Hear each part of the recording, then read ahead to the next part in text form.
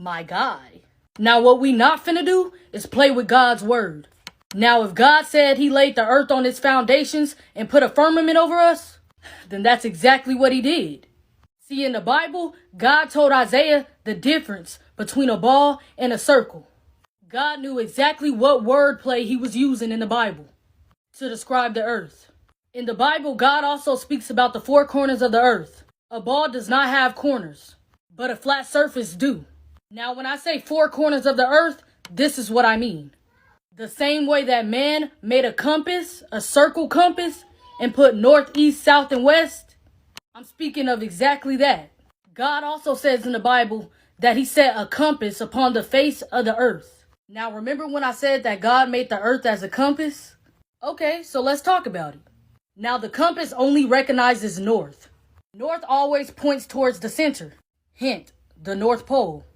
Any other direction is only based off the direction of north. How could a compass point south on a globe if they are saying that south is downwards?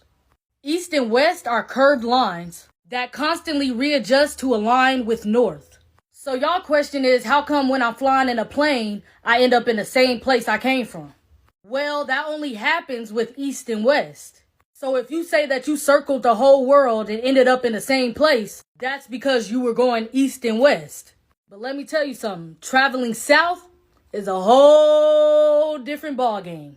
See, because south is any direction leaving the center. See, because if you begin to head south, you will reach the Antarctica ice wall. So traveling south, you will never end up back at the same place. See, because there's a reason they won't allow y'all to travel south and end up at the ice wall. Like, bruh, come on. Even the compass don't want you traveling south. That's why it always points back to north, telling you to turn around every time you start to travel south.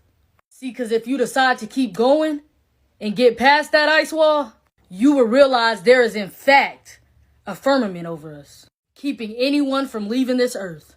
We couldn't be living in a globe if we wanted to. See, water has to be contained. They say that the earth is 71% water, so that by itself would be impossible.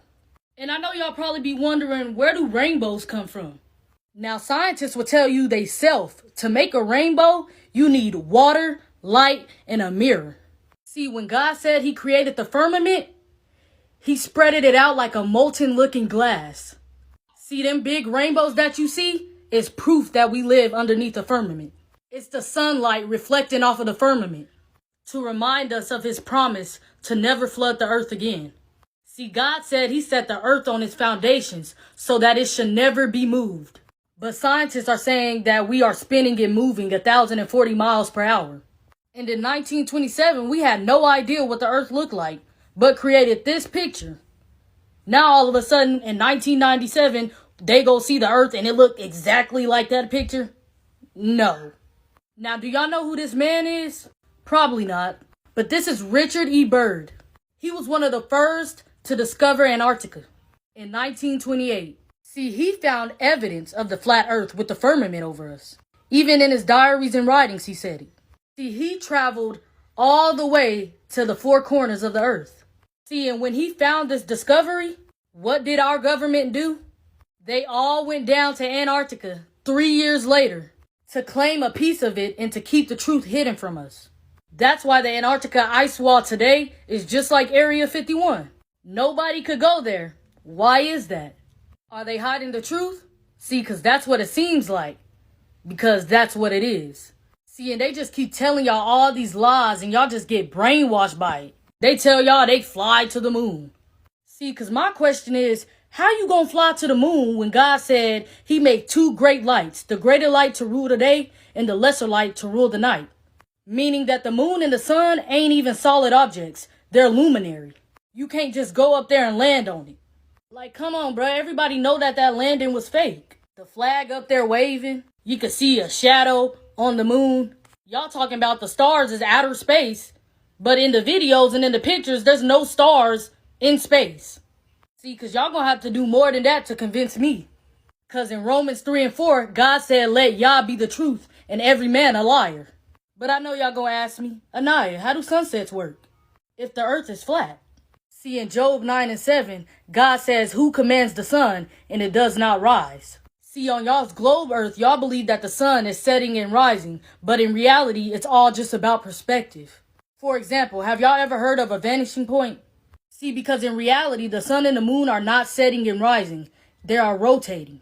See, because the farther that is getting away from us to rotate around the earth, it's seeming as if it's going down.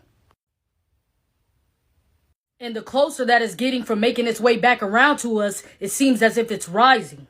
It's all due to perspective from where we're at. This appears due to perspective.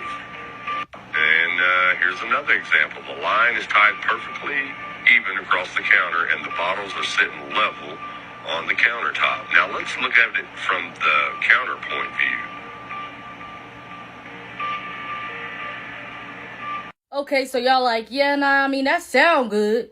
But how do seasons work then? See, what I need y'all to know is that the sun and the moon are actually closer than what they are telling y'all.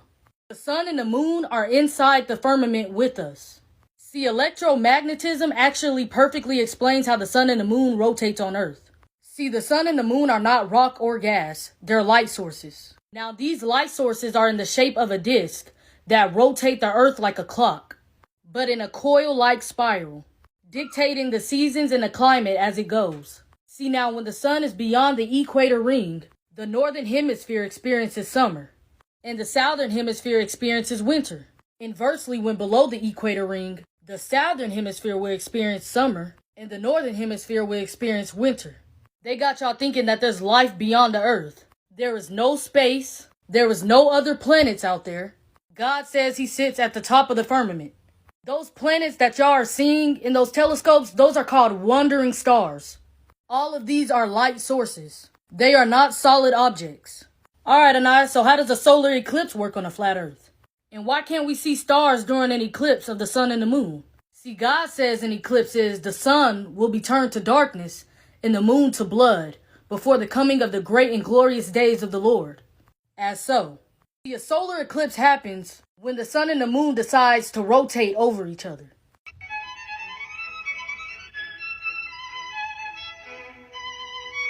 As so. Okay, so why can't we see stars during a solar eclipse? See, God says immediately after the distress of those days, the sun will be darkened and the moon will not give its light. The stars will fall from the sky and the heavenly bodies will be shaken. So why can't you see stars during a solar eclipse? His word tells you everything you need to know. There is nothing outside the firmament that they know of because they can't get past the firmament. God tells us he placed water above the firmament. All these people didn't have the same vision for no reason. There was many times that they have snitched on themselves, saying that they never been outside the earth, saying that there's nowhere to go, saying that they never been to the moon for real. They even be putting the truth into the cartoons. They are steady trying to break the firmament.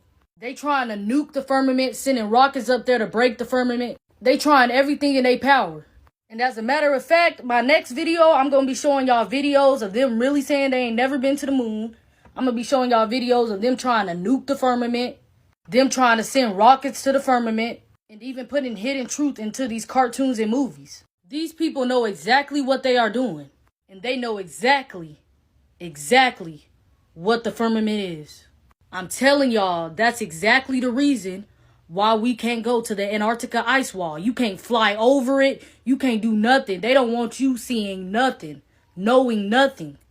Because they know once we find out that there is an end to this earth, that we gonna know the Bible is the true history of this world.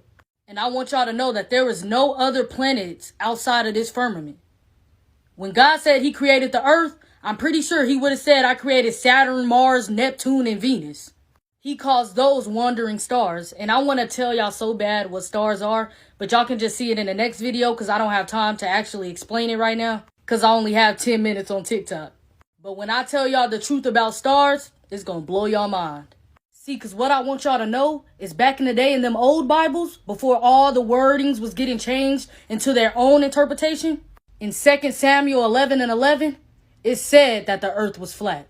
But that was before they started changing everything, so people wouldn't know the truth. And that's why God said those who took away from his word and added to his word will be greatly punished. So the whole point to this video is Let Yah be the truth, and every man